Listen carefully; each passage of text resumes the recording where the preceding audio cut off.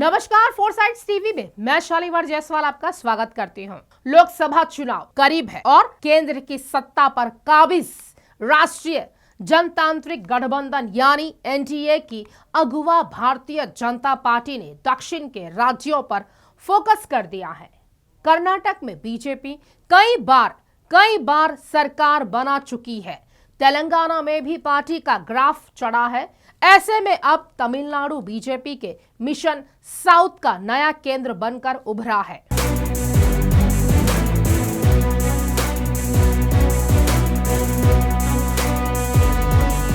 तमिलनाडु की चुनौती कड़ी है और उन प्रदेशों में से एक है जहां प्रधानमंत्री नरेंद्र मोदी और अमित शाह की जोड़ी भी कुछ खास प्रभाव नहीं छोड़ पाई है। अब पार्टी तमिल सियासत में अपनी जमीन बनाने के लिए नई रणनीति पर बढ़ती नजर आ रही है। तमिलनाडु में बीजेपी की रणनीति क्या है, इसकी चर्चा से पहले यह जानना भी जरूरी है कि पिछले चुनाव में पार्टी का प्रदेश में प्रदर्शन कैसा रहा और समस्या कहां रही है।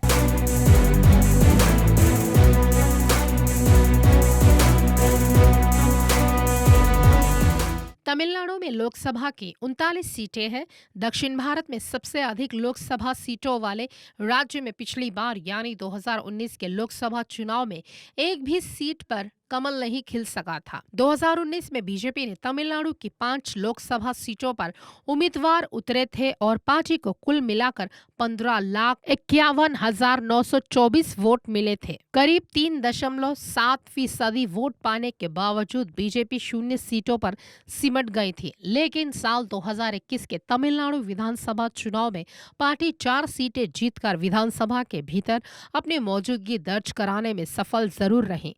यह भी एक तथ्य है कि तब बीजेपी का एक स्थानीय पार्टी AIADMK के साथ गठबंधन था। बीजेपी के साथ हिंदी बेल्ट की पार्टी का टैग रहा है और तमिलनाडु की सियासत का मिजाज एक हद तक हिंदी विरोध का भी रहा है। तमिलनाडु की सत्ताधारी DMK का हिंदी विरोध जग जाहिर है।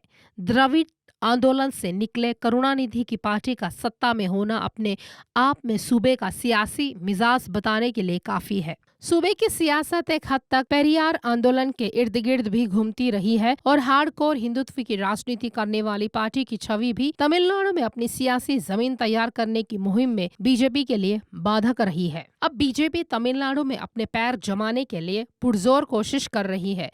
बीजेपी ने लोकसभा चुनाव को लेकर अब की बार 400 पार का नारा भी दे दिया है। पार्टी नेतृत्व समझ रहा है कि लक्ष्य तक पहुंचना है तो बस उत्तर भारत के सहारे नहीं रहा जा सकता है। यही वजह है कि बीजेपी के बड़े नेता लगातार तमिलनाडु और दक्षिण के अन्य राज्यों के लगातार दौरे कर रहे हैं। तमिलनाडु में सियासी जमीन तलाश रही बीजेपी ने अब कैडर बेस तैयार करने पर फोकस कर दिया है। पार्टी खुद को एक विकल्प के रूप में पेश करने की रणनीति पर काम कर रही है। यही वजह है कि एक तरफ पार्टी स्टालिन सरकार के खिलाफ लगातार मुखर है, सड़कों पर उतर आंदोलन कर रही है, तो वहीं दूसरी तरफ तमिलनाडु बीजेपी के अध्यक्ष अन्नामलाई पदयात्रा पर निकले हैं। यह कैडर बेस बनाने की रणनीति का ही एक अंग माना जा रहा है।